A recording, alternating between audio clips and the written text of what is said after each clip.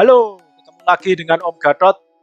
Ya, kita kembali ke seri building MGPA ya, Race Control dan Rigid. Kali ini kita akan bahas juga tentang kesiapan inspeksi HSE dari pihak main kontraktor. Selain itu kita juga ada spesial bonus ya, Om Gatot Talk Basic Mekanika ya, Mekanika Basic. Jadi di sini Om Gatot akan jelaskan sedikit tentang basic mekanika di teknik sipil ya. Gak lama, 5 menit. Tapi saya yakin akan banyak membantu untuk pemahaman tentang konstruksi bangunan ya. Ini seri pertamanya, nanti akan disambung ke lebih advance. Oke, ini pengecoran tangga terakhir di race control tanggal 15 malam. Oke, ini move dari workshop kontainer menuju race control ya. Kita lewatin rigid yang sudah dicor, tebelnya 30 cm. Ini yang jatahnya PP ya, yang nantinya akan jadi garasi tim. Kayak garasi tim di sini. Jadi mereka kalau misal sampai harus ganti motor karena hujan, ganti motor yang ban basah ataupun ada kesalahan teknis terus sampai harus ganti motor, itu di sini ya. Ini nanti tempat ke-40 garasi tim. Makanya dibedakan. Kenapa rigid yang di sini pakai penulangan, sedangkan rigid yang di area Wika tidak? Karena di area Wika itu hanya untuk tempat parkir bis sama area santainya pembalap ya. Mungkin ada kafetaria atau apa. Tapi yang benar-benar area perangnya itu di sini. Ini area yang digunakan untuk garasi tim. Oke, kita sambil jalan menuju race control. Kita lewati area yang kayaknya baru dicor kemarin ini. Udah dikuring, casting sampingnya juga dilepas. By the way, PP pakai holo ya untuk casting sampingnya, pakai holo karena mereka besinya rapat. Ya. Oke, ini area yang belum dicor, besinya lagi mulai difinalkan. Mereka move ke sini untuk pengecoran hari ini. Oke.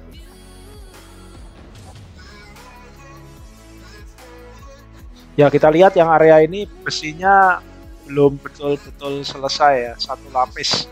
Lapis keduanya masih diikat, belum rapi, masih dikerjakan. Oke.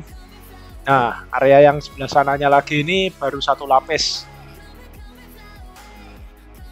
Ini pipa belum tahu untuk apa, dia nyebrang dari luar area garasi ya, kita anggap ya ini ya garasi tim, masuk ke dalam, belum tahu.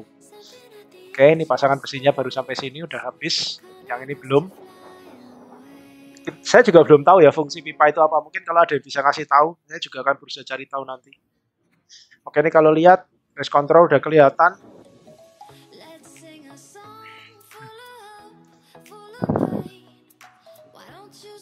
Ini udah pakai gimbal ya, tapi kenapa masih goyang-goyang? Nggak ngerti juga sih.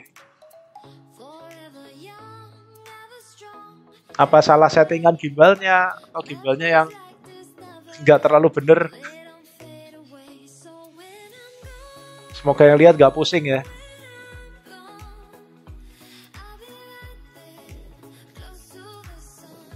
Mungkin rekan-rekan YouTuber yang ikut lihat video ini bisa kasih masukan, maksudnya bantu. Kenapa kalau udah pakai gimbal masih goyang-goyang? Oke, di area race control itu kelihatan ada truk merah ya, itu biasanya nggak ada di situ. Itu kayaknya truk ekspedisi pintu ya. Om Gatot masih nunggu pintu nih, pintu untuk race control belum datang.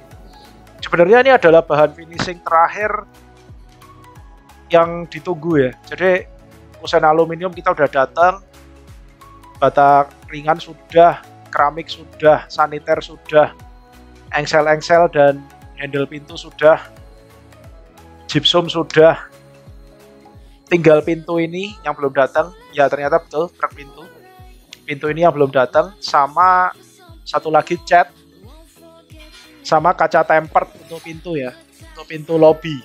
Tinggal itu yang belum datang. Jadi yang belum datang tinggal cat sama kaca tempered untuk pintu lobby. Lainnya udah datang semua. Sama material-material MEP ya. Oke, Solomon Wiramakmur, yaitu tempatnya Om Gatot ya di situ ya. Kita bagian dari timnya Solomon. Oke, kita masuk ke race control. Ini MEP at work ya. Jadi kontraktor MEP sedang kerja. Itu mereka sedang ngeborin rangka untuk kabel tray. Nah, ini kabel tray-nya. Ada beberapa ukuran kabel tray. Ini kita lihat pemasangannya kabel tray. Oke, nah itu sikunya dipotongin untuk itu, untuk alasnya. Oke, kita kejar-kejar ya, diuber-uber habis ini. Ya, kabel tray-nya, kita mau ke sana.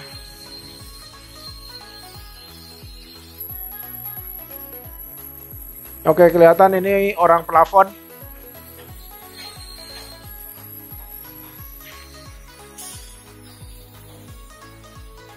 Mulai pasang rangka. Mereka pasang mulai kemarin malam ya.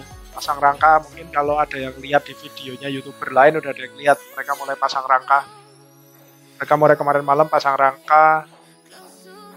Kita rencananya mau buat area di ujung itu jadi percontohan. Jadi contohnya jadinya kayak apa itu biar nggak sampai salah. Oke. Ini orang MEP lagi gerinda nih. Kreatif banget ya. Dimasukin ke pipa gitu. Jadi mereka tidak perlu naik-naik tangga ya, menghindari bahaya jatuh. Oke.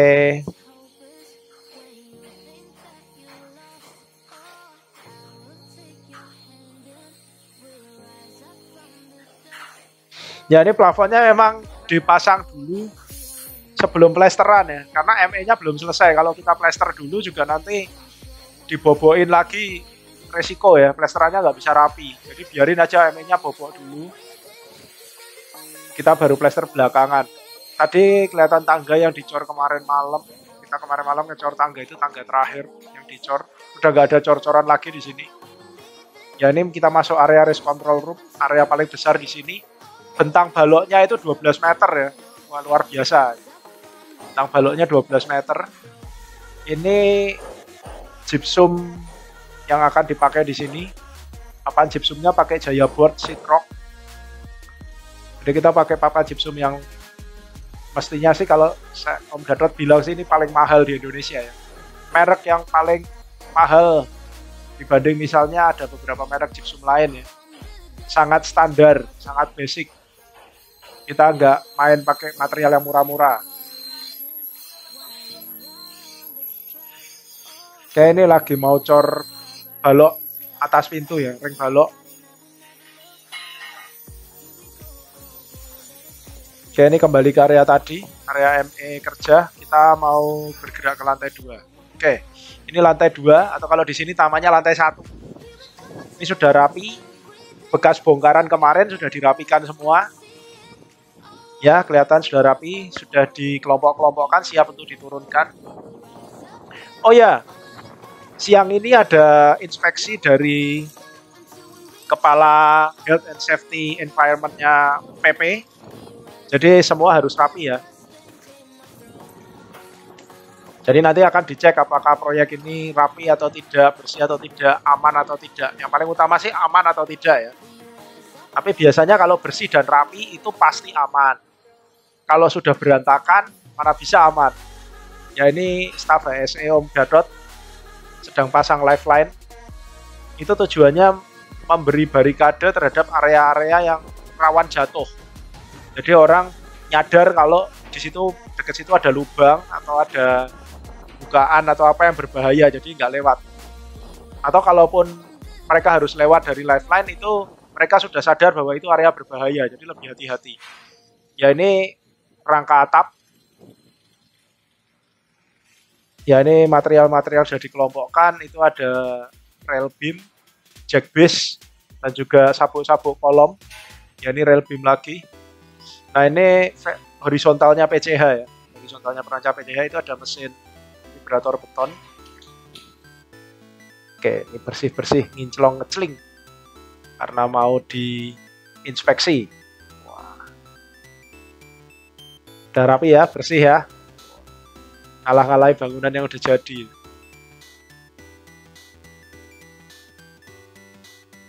Gimana? Viewers sekalian, apakah cukup bersih proyek Om Gatot? Sampai jumpa. Jangan lupa like dan subscribe. Kita ketemu lagi di video yang lain.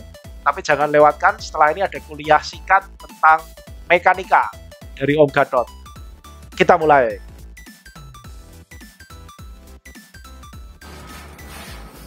Oke, kita mulai ya. Kuliah singkat tentang prinsip-prinsip mekanika dasar Om Gatot ya. Oke. Mungkin untuk banyak orang itu yang pertama kali perlu diketahui itu, kita tuh biasanya kita cuma ngelihat ada balok ya. Nah, misalnya tuh gini, ada balok, kan?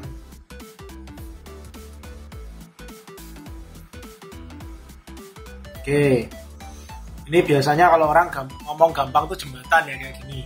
Jembatan itu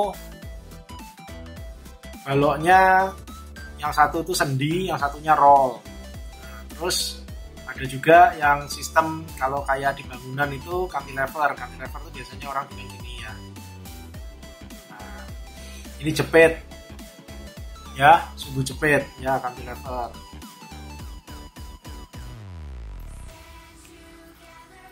Oke, atau orang suka bilang konsolan, bisa tukang ya.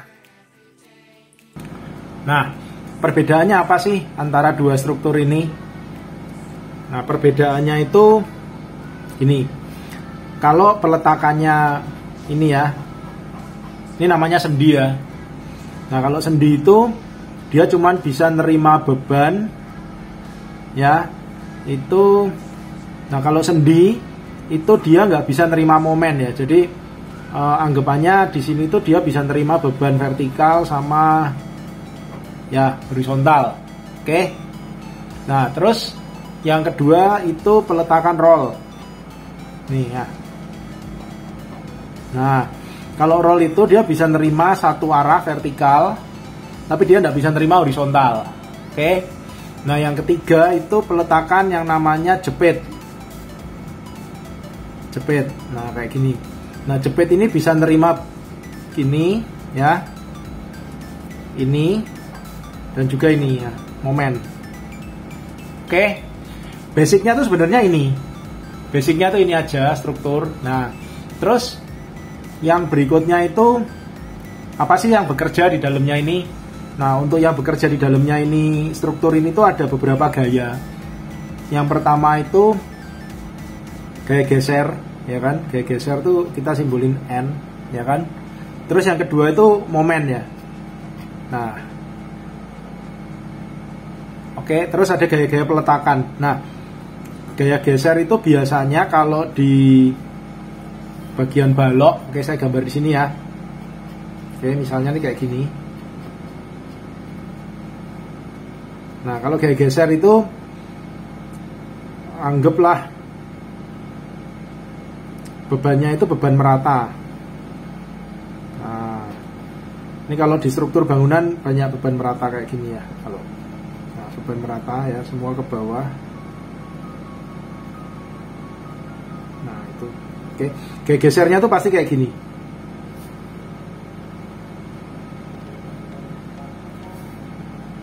Oke, ini positif, negatif. Oke. Nah, terus kalau momennya kayak apa? Kalau momennya itu begini.